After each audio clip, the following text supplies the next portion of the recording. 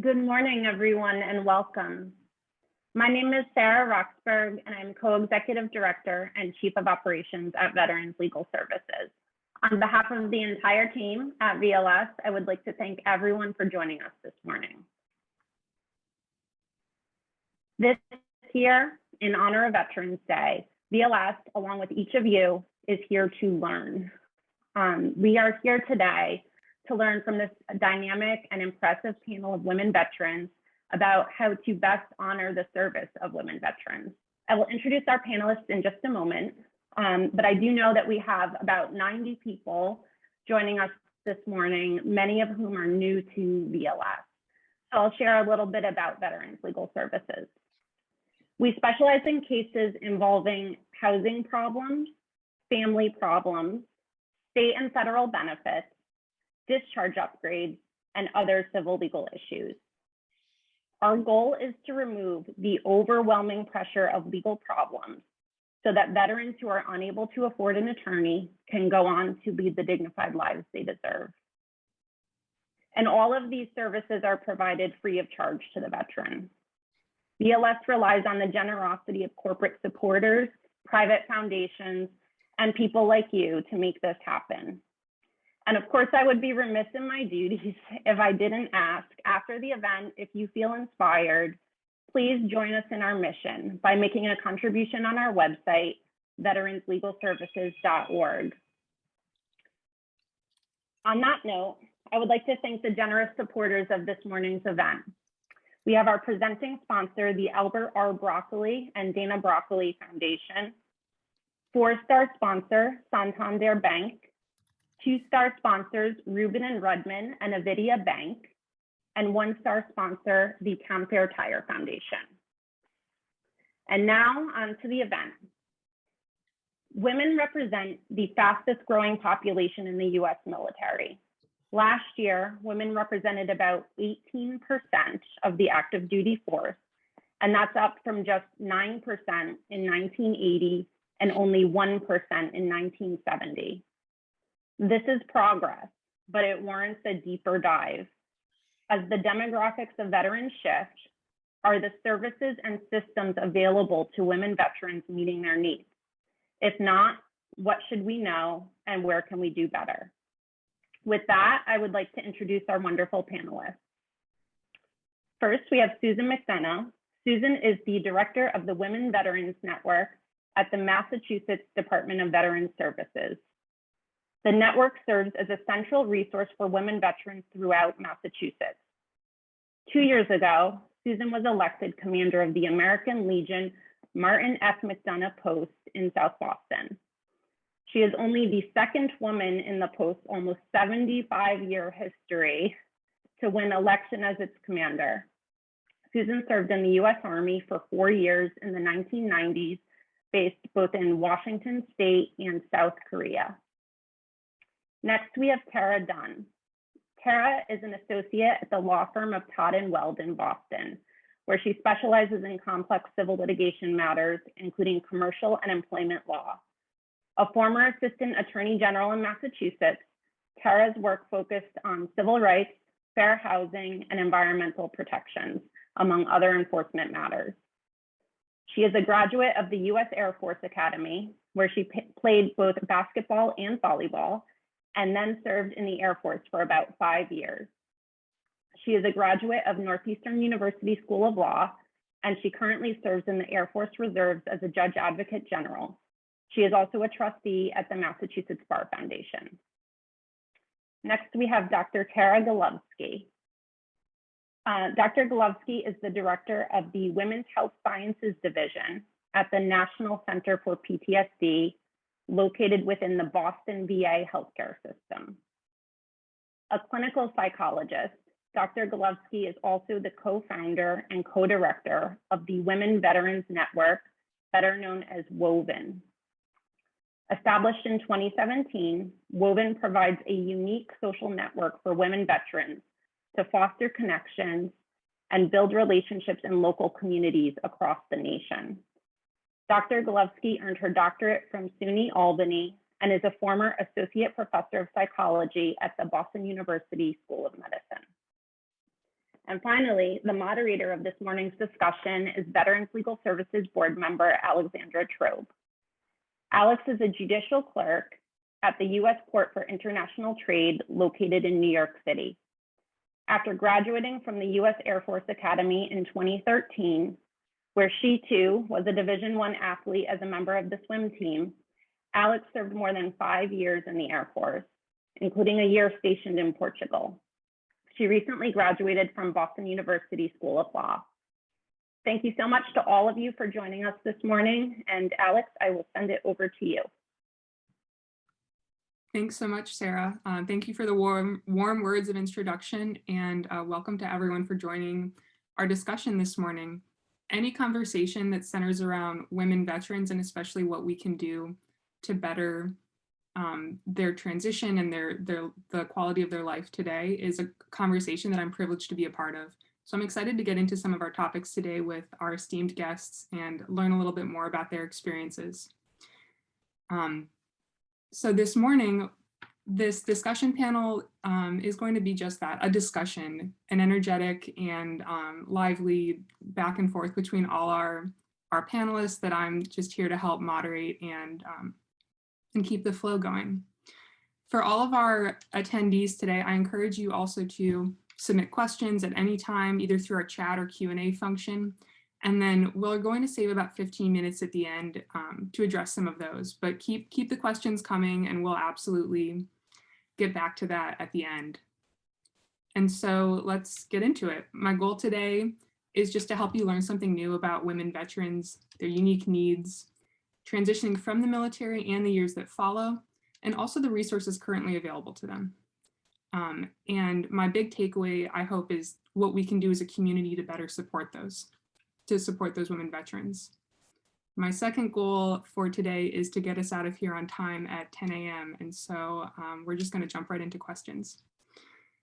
And I would like to start with Tara Dunn, my alma mater from the Air Force Academy. And so as Sarah was kind of talking about in her introduction, the numbers of the female service members are increasing, but it's still hovering around 18–20%. Knowing this, and in light of that, what made you decide to attend the Air Force Academy in an environment that you knew would be primarily male? Well, I just want to say good morning to everyone, first of all, and thanks for having me. This is really great to actually be talking about women veterans. We don't always think about women when we say thank you for your service or celebrate Veterans Day.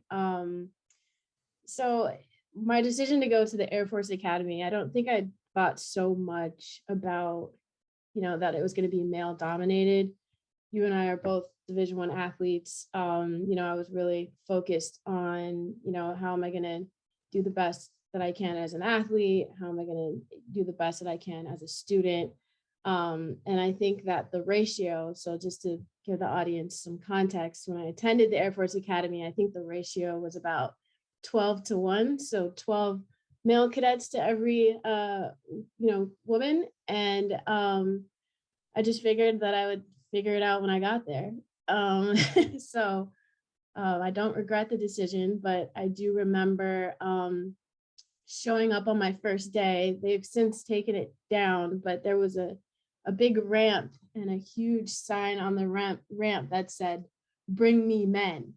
And I remember standing there, and for me, actually, I was pumped up. I was inspired. I was kind of like, it was kind of like a middle finger of me being there, right? Like, I am a woman standing under the "Bring Me Men" sign, standing amongst these men, and I'm going to be just as good as them, if not better. And so, it was kind of inspiring to me for obvious reasons that slogan has since been taken down and replaced by the core values of the Air Force. But yeah, so that was my introduction to the military, for sure.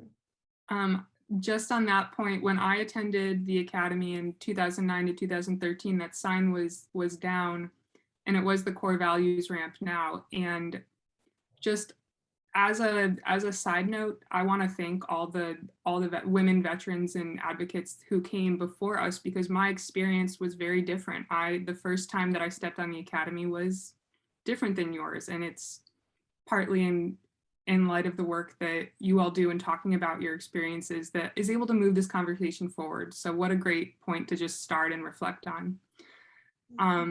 And so I'd like to ask Susan, what do you think about that? You joined the service in the 90s, and that was obviously a very different experience from both Tara and I's. There were even fewer females serving in the military at that time. Can you explain a little bit about your experiences?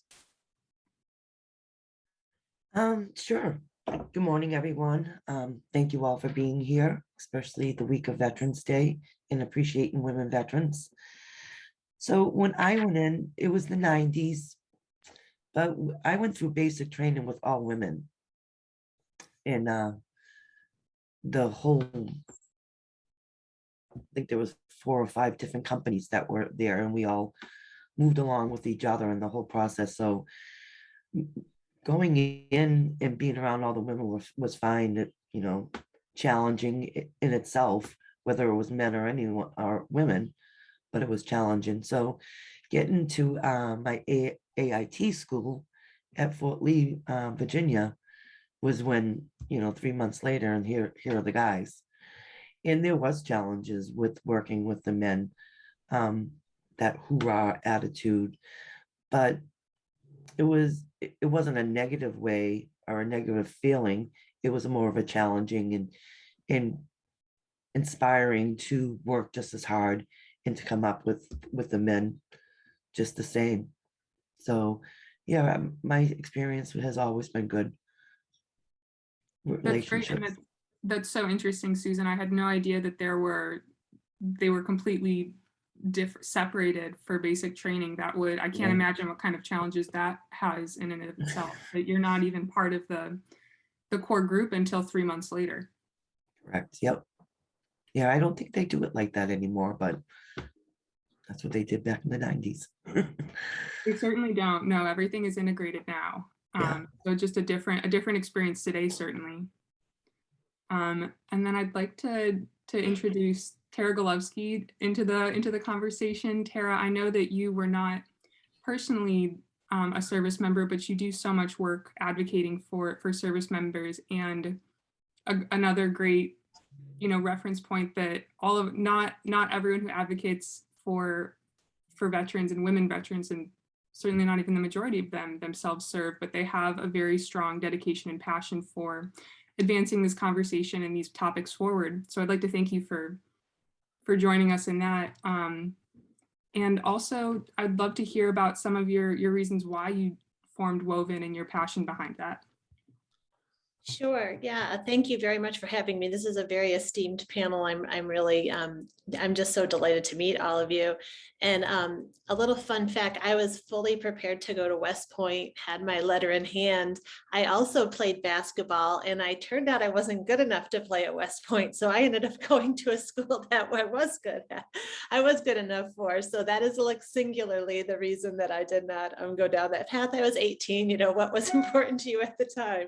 But I love that we're all athletes here. That's fantastic.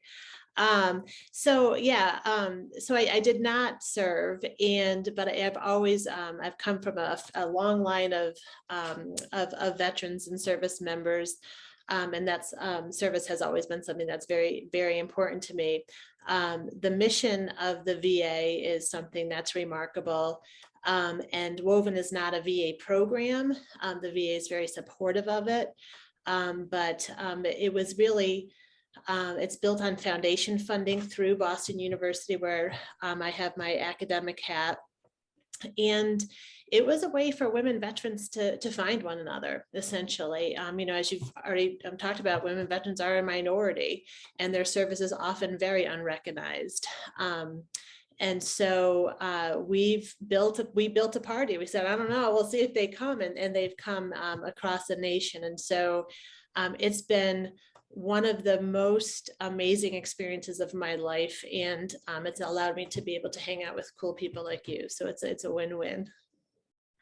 I love how you describe it as a party, that all we can do is really create space for these conversations to happen and hope that it generates that kind of that forward momentum that we're looking for. And it sounds like that's what you found at Woven. That's right. Yeah, it's great.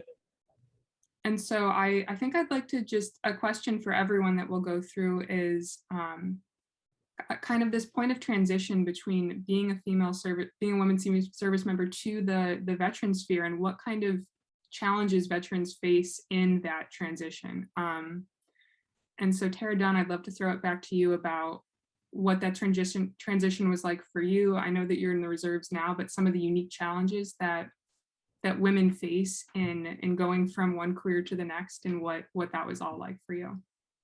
Sure.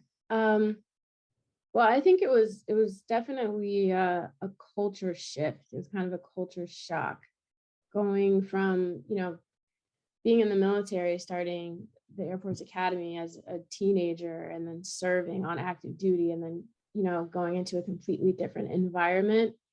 I had this conversation with some of my other friends that are veterans, that there is an adjustment period on even communication, how you communicate. And I'll use this example. I was having a conversation with my friend. She worked in a corporate place, and they hired a coach for her because they felt that her communication was too direct and too harsh.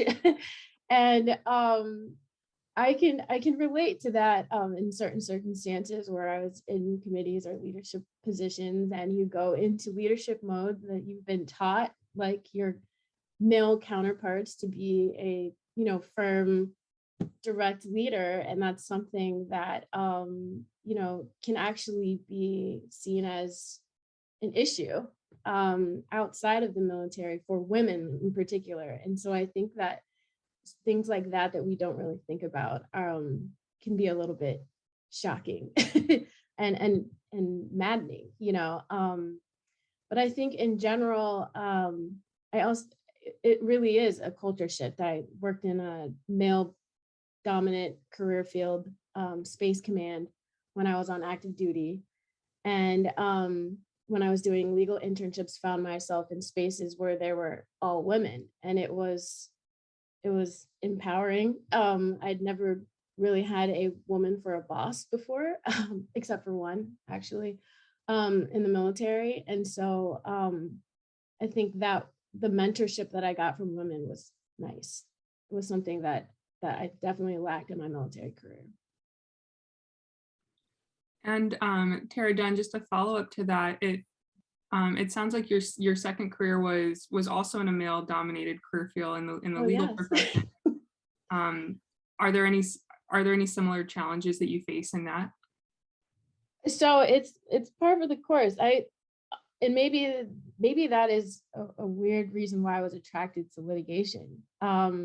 One being an athlete in the competition, but also I think a leg up that I have in litigation, going against opposing counsel, older men the age of my father. That's something that I've been having to do since I was a teenager, right? I've been in that environment, and I know that I can walk in any room and hold my own and not back down. And I think that that's something that confidence, that was built up throughout my military experience, and has helped me as a litigator for sure, especially as a newer attorney. Absolutely. It sounds like you've been comfortable being an outlier for quite a while. Absolutely. It's the name of the game at this point. Great, thank you. And Susan, for you, I'd love to hear a little bit more about your role as commander of this American Legion post in South Boston, the first female commander, I believe, ever. What an incredible barrier to break. And also as a leader of women, and well, of all South Boston veterans, but in particular the women veterans that are in your charter, can you tell us a little bit more about what their specific needs are and what they're seeking? Great question. One of my challenges as the director of the Women Veterans is veterans don't self-identify. Very difficult. We have 22,000 women veterans in Massachusetts. And you mentioned at the beginning, fastest growing demographically, all of that. And I would love to hear anyone else's point of view, why we don't self-identify. There's many different reasons why they don't. But it's very challenging to be out there. And with the young ladies that are coming home these days, there are so many more benefits for them than there was when I came home. One of the challenges is childcare. And that is for most mothers, obviously, but when you're in the military, you have that solid foundation to lean on, and they assist with all that.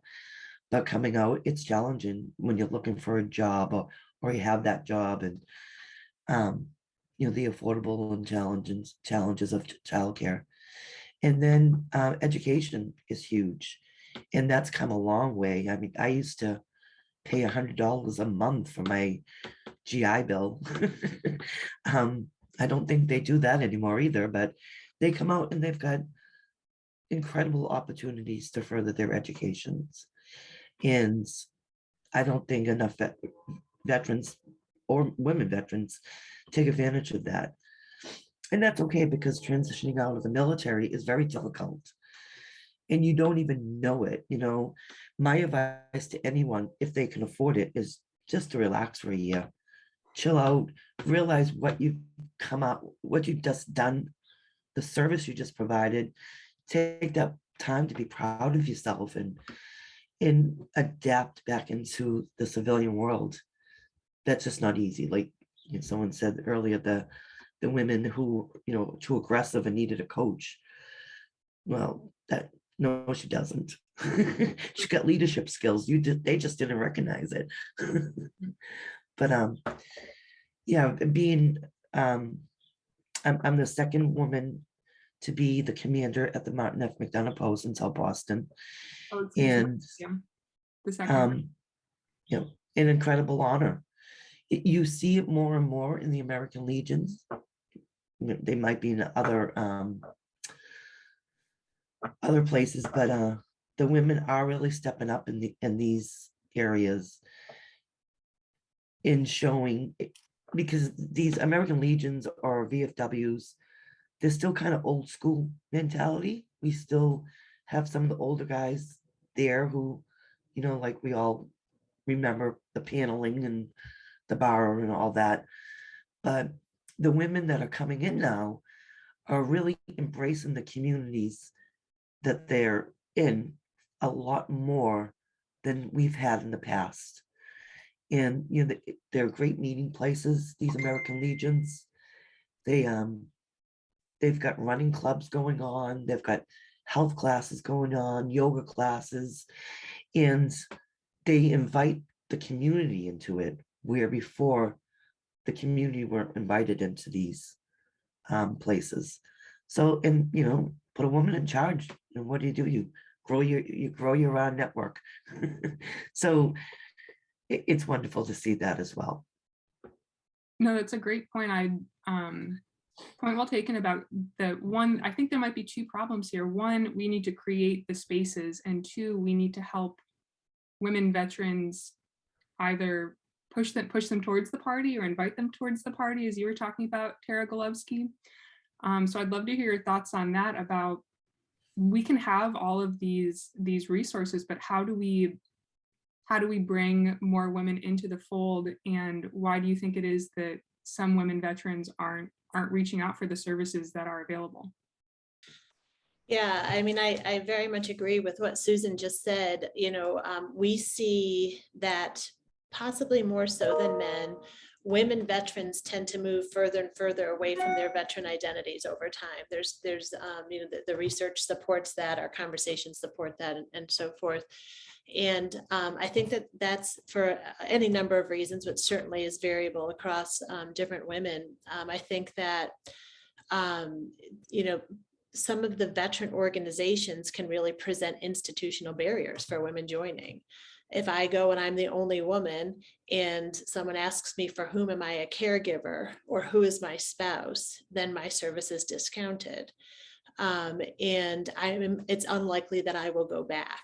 And so I think that over time, we certainly see that women move further and further away from that identity, which is not a good thing. It also increases loneliness, it increases isolation, which are real risk factors for poor outcomes, both physical and mental and emotional health. And then you kind of double down with what Tara was saying in terms of, women don't necessarily fit in well with civilian women. Sometimes they feel different. They haven't shared the same life path. So if they lose their kind of unit cohesion from the veteran community and they feel different from the civilian community, that's a tough spot to be in. It's great that the numbers are growing because women are going to find themselves, in different communities. But I think that the more that we can recognize that we can make sure, Susan's example of the American Legion and just reaching out and, hey, look at me, I'm here, and then kind of building those networks is just critical for women to really thrive. And Tara Golovsky, the kind of following up on that, do you think that we need to create new spaces specifically designed for women veterans, or is there a way to reform this old spaces that we have and to make them more functioning for women veterans, or maybe both? Both. Yeah, I would say both. I mean, I think that, one of the questions we get from Woven all the time is from the men, well, where's ours? We want one of these because, like, well, yes, if someone else, but this is for women only. And it's really, it's very cool. It's very empowering to have a platform for women. That's a word that I hear our veterans use quite often, but it's been startling how much bigger it's gotten, and that it is not uncommon for someone to tell us that this saved her life, essentially. And so it's really meaningful at a deep level, but it certainly isn't a silver bullet. Other organizations, taking down the sign, on the ramp and so forth, like, let's do those things more, and then it'll be more of a welcoming community for all veterans. Great, thank you. Tara Dunn, do you feel like that speaks in your experience? Have you felt going closer or further away from the veteran community after you left the service? And can you explain a little bit why you might have felt that way? Sure. So I think that I've stayed fairly close to my Women Academy groups. There's actually, Tara talked about carving spaces for connecting with other veterans, and not to bring social media into the mix, but there's a Service Academy grad Facebook group that has been, just very, very comforting and adds that connection that we're missing, that kind of talks about the same things that Tara has talked about in terms of feeling isolated as a veteran, a woman that's a veteran, and not being able to, or having a hard time fitting in with other women that have not served. And so, yeah, I mean, I think that really speaks to the transition experience after getting out of the military. And I think that in a lot of ways, I've gone away from my veteran identity, but have made, conscious efforts to, like being on panels, the LS, trying to stay somewhat connected. But it is difficult when you walk into a room and you're the only woman there, and people think that you're somebody's, significant other. They don't think that you're the service member. So it sounds like you it has been a challenging road for you with your veteran identity, and it's gone through a couple different key points for you. What advice do you have for women veterans who are just transitioning today in order to help speed them along this path of where they can connect to resources, or what kind of things they might need in order to make that an easier transition? Sure.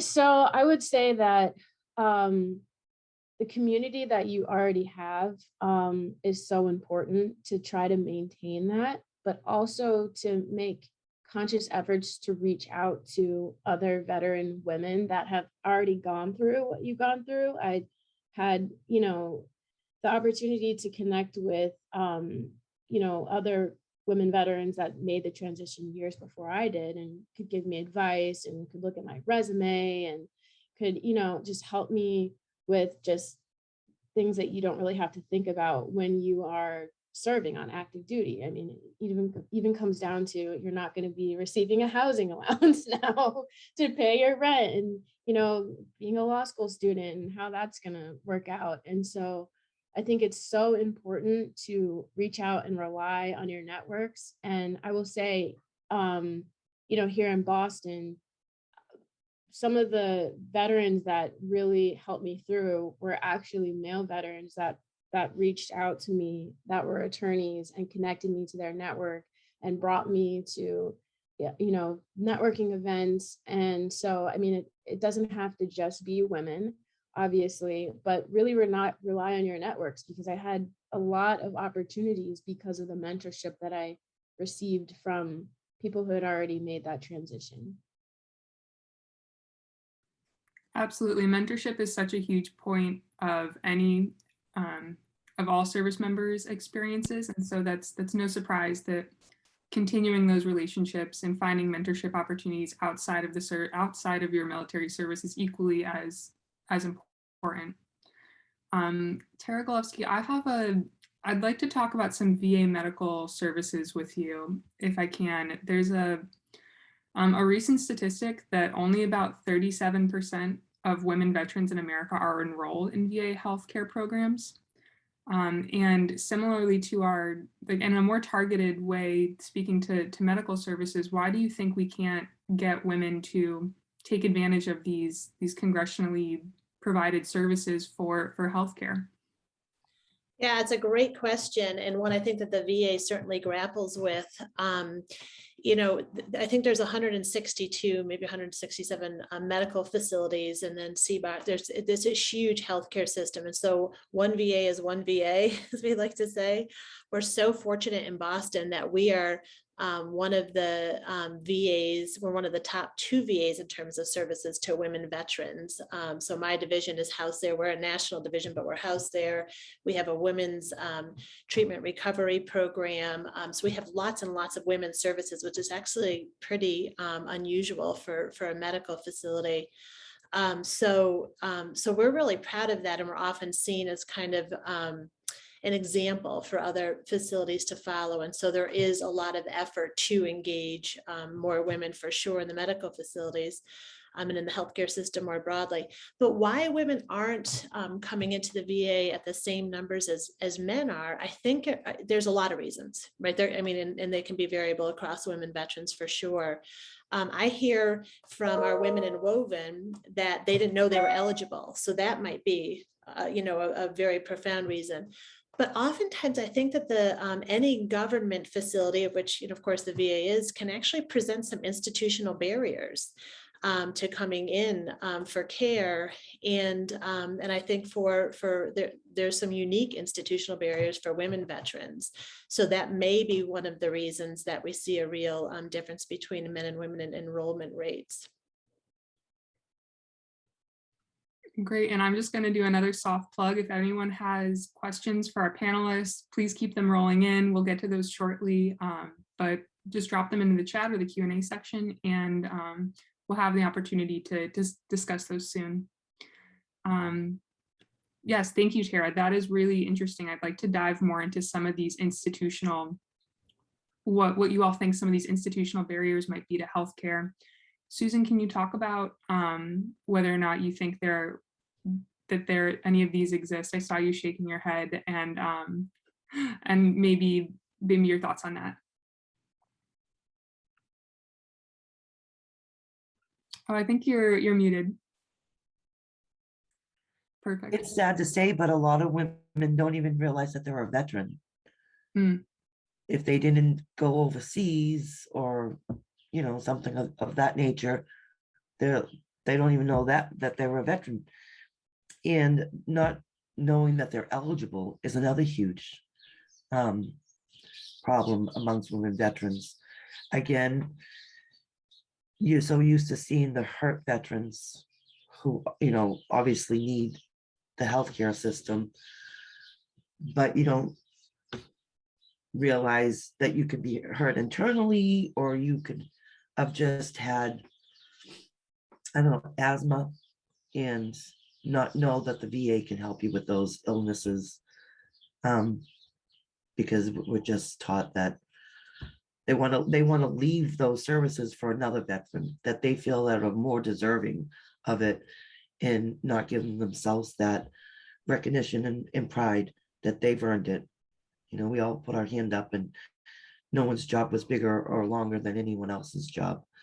And it's education, a lot of it. I think it's really important. There has to be to get women or veterans in general coming out, there needs to be something on this end of things to help transition them. You come out and people are throwing things at you like, oh, we got this service, we got this, we got that, and it's a lot at once. And then you settle back, and 6 months later, you're like, okay, where was that stuff? I remember someone said, I'm entitled to go to the VA. Oh, I want my education. And they don't know where to start. And because it's so much work or overwhelming, they just say, forget it, and walk away from the services. So a lot of education for veterans needs to come on the civilian side of it as well. And where we do that, I don't know. Absolutely. I think I personally identify with that, but sometimes it's hard to ask for help, especially when help doesn't look like what we traditionally think of as what I don't necessarily look like what a VA patient looks like. It's hard to say that my female specific healthcare concerns are as important as some of the more traditional services. It's a tough act, and I think we might be taught that as strong women. It's not okay, but it absolutely is. And so education, I think, Susan, is the perfect place to start. But Kara Dunn, I'd love to throw that over to you about what your experience has been and whether or not you've been able to use, if you felt that the VA healthcare system was a good advocate, was a good place for you. Yeah. So when I was a law school student, there was a VA center right up the street, and I did use it. And as a student, I used it. There were very few women that were there, so I could automatically get in to see a gynecologist. With anything that had to do with women's health, I was able to get in there pretty quickly. But I think since over time, just the demand at this point, it's kind of the opposite, where you're put on a waiting list because there are so few. But I did end up having emergency surgery through the VA. And although my surgeon was very, very amazing, some of the resident doctors were not so amazing. And I recall one time that there had been a medical complication that the resident doctor was not aware of. And, when I was telling her about it, she said, well, you're just like all the rest of the women veterans are trying to get more drugs.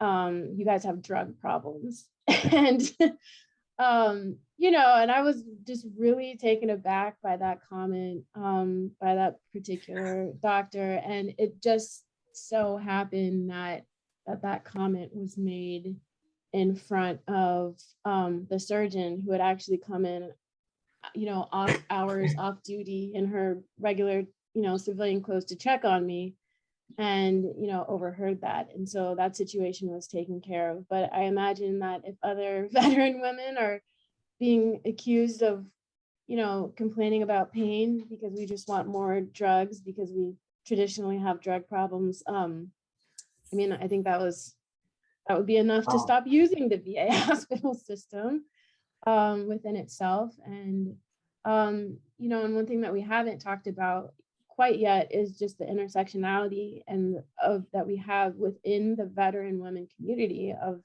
you know, minority populations and how that comes into play for some of these structural issues as well. And so, you know, whether that was a combination of the two in that instance, you know, who knows. But you know, I will say that I did see concerted efforts to make women feel more welcome. I was definitely the only woman in my area that had received surgery, and there was a group, I can't remember who, that put together packages for women who were staying in the VA hospital. And that was just like, it was comforting. It was nice, you know, to feel like I've been, you know, I was seen, you know, and to have a package with, you know, a rubber band and, you know, tampons and just like, you know, that an acknowledgement that women receive care here. So that was nice. Absolutely. Good for you. I'm so sorry, Tara. What a horrible experience. I completely understand how that would make anyone not trust the VA system. And it's just that's horrible. I'm sorry that was an experience for you. I would like to hear a little bit more about this intersectionality. Thank you, that you mentioned. I do want to hear a little bit more about, kind of in a broad stroke, the Air Force Academy is not particularly diverse, neither in gender nor race, nor is the Air Force, nor is particularly the veteran community. And so as a woman of color, what were your expectations about what the culture was going to be versus what you saw? Well, I think that the Air Force Academy was a kind of a different beast within itself. When I was a cadet starting, I really didn't have the vocabulary to describe what I was experiencing that I do now. You know, I graduated, there were 9 Black women in our class, only 9. And, you know, some of the issues, I think on day one, if we just have like 5 seconds to just,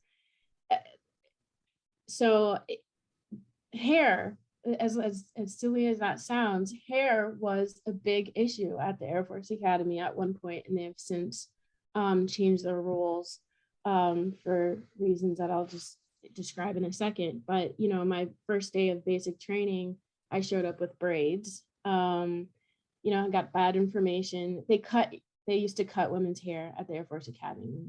When you show up, they no longer do. And so there was bad information passed along that I couldn't have braids. They wouldn't just cut the braids, and they said I had to take them out.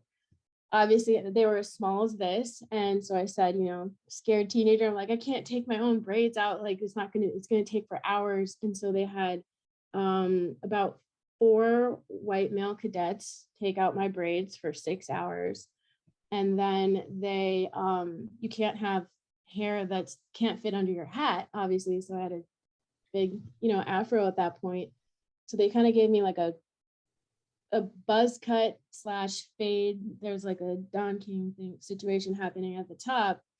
And so at this point I had missed basic, you know, the first 6 hours of basic training.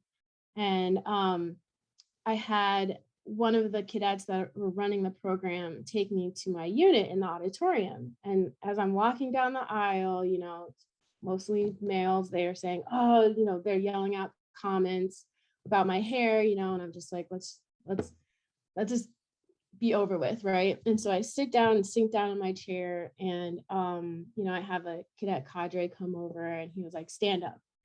I'm standing up in front of the entire auditorium, and he says, you know, some choice words, basically, what's the matter with your hair? This is the ugliest hairdo I've ever seen. Are you a boy? Are you a girl? You know, just reaming me in front of everyone. And as a teenage girl, you're just like, oh my gosh, you know?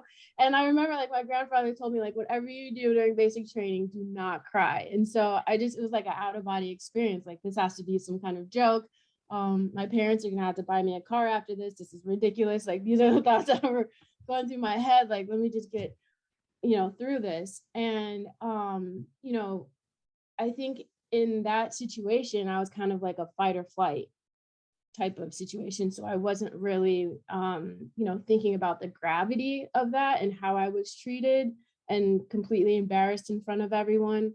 But, my grandparents did. And my grandmother, I think, found out about it and cursed out enough people that I got an apology for what happened when she drove up there to the school, and they no longer have that policy. So, I think that, especially with the service academies, but also the greater service, there's this culture that has growing pains, right? The service academies, they didn't even allow women. The first class for the Air Force Academy, I think, was in 1980.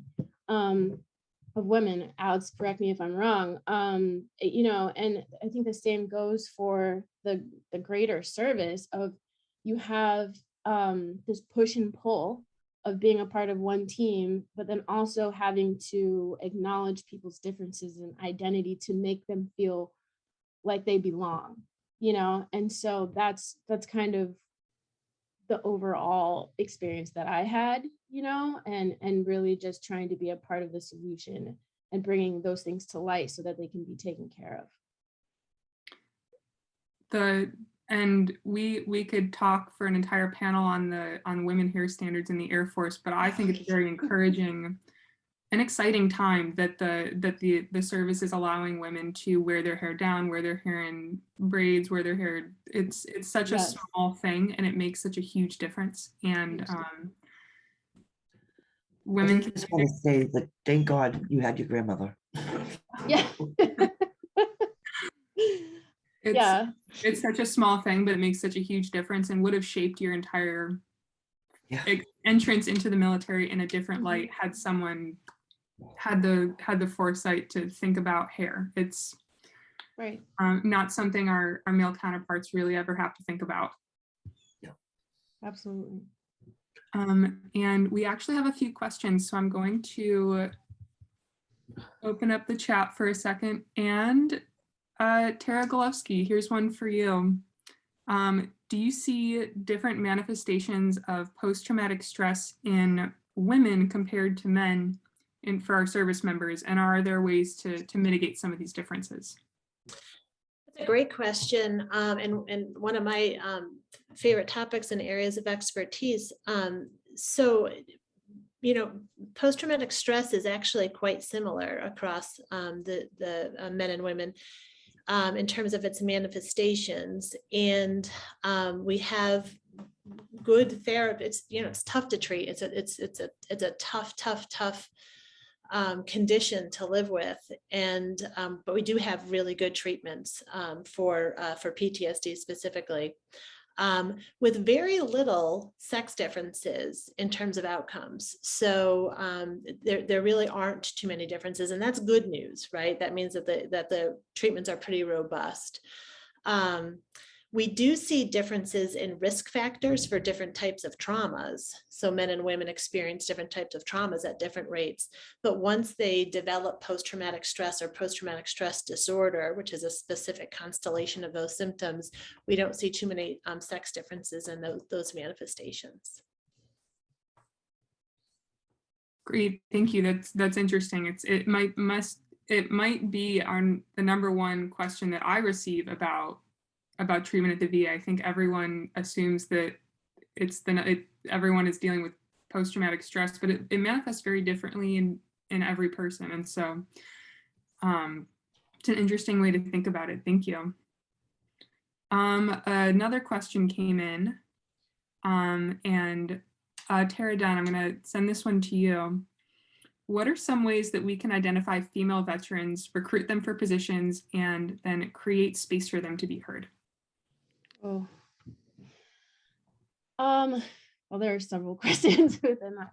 So identifying female veterans, it really comes down to, they have to self-identify, right? And in order to self-identify, you have to feel some kind of connection, but you also have to have the opportunity to be acknowledged, right? So having things like this for Veterans Day, recognizing women veterans, for example, or, if companies celebrate Veterans Day, send out an email and ask if you have any women veterans in your company, and, you know, highlight them and highlight their service,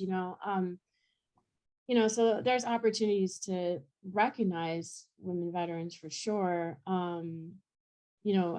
As far as creating spaces, I think that, that's a tougher question. I think that resources are always helpful to help create spaces and social events. I know that there's a veteran group in Boston that there's a bar like once a month on Thursdays that veterans go to, and they all meet at the bar, and I've already assumed that it's basically going to be a bro fest there. Like it's mostly going to be men, and I may be like one of very few women there. So maybe organizations are creating spaces where women veterans, every once in a while, just specifying that this is for women veterans, to allow us an opportunity to connect and maybe feel more welcome in some of these spaces. So that's another way, I think.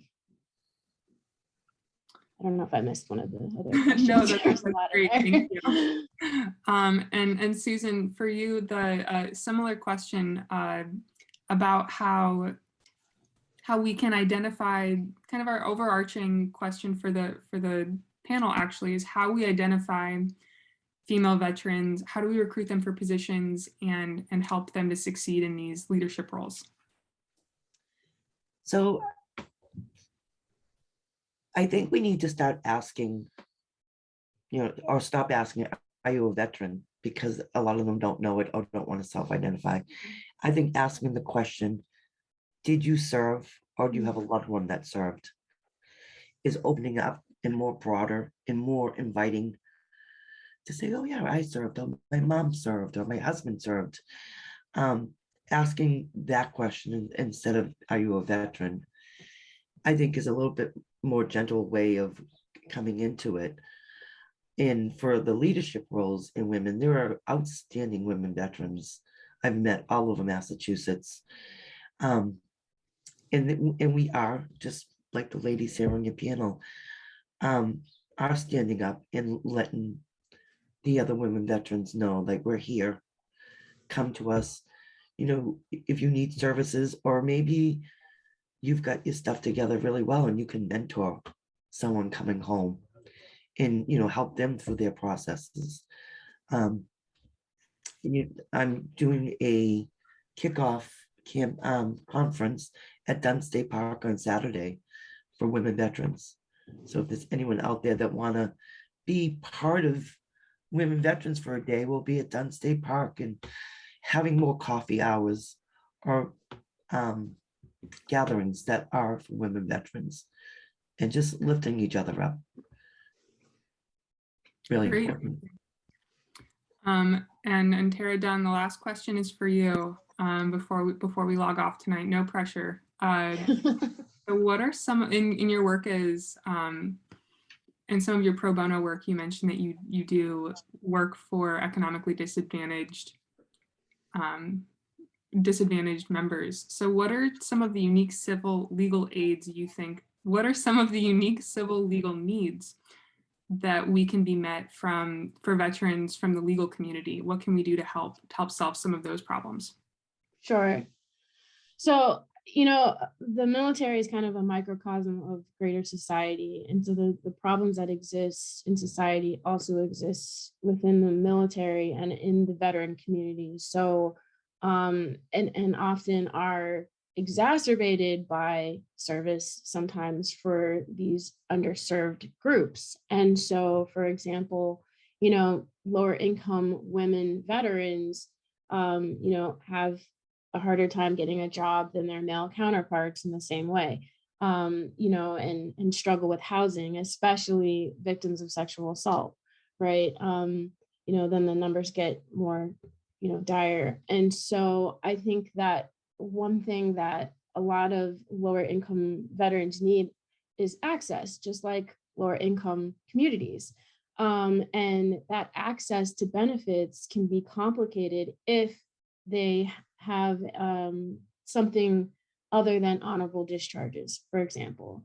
So I think that, if we're looking at providing, benefits to veterans that need it, but then, they have a less than honorable discharge, then that closes off a lot of access to some of these housing benefits and educational benefits and things like that. And so having attorneys help with those upgrade fights for these veterans, because, by the way, a lot of these disciplinary actions disproportionately impact veterans of color, and also disproportionately impact women veterans who have been sexually assaulted.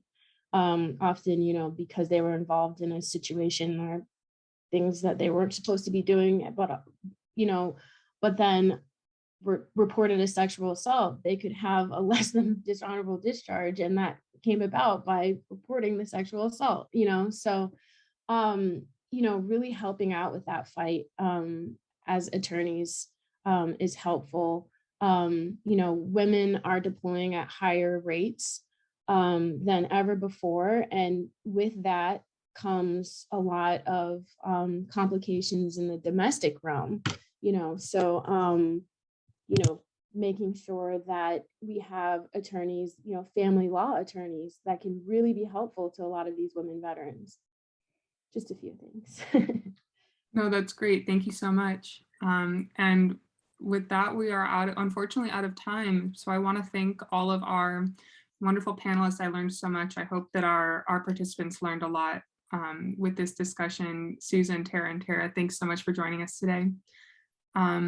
And if you were inspired by this conversation and want to learn more about what you can do to support all veterans in Massachusetts, I encourage you to learn more about VLS at veteranslegalservices.org. I want to thank everyone who donated during this event and for all of our sponsors. And we're just really excited to move the conversation forward in the right direction. And thank you all for joining us today to be a part of that. Thank you and have a great weekend and a great Veterans Day. Thank you.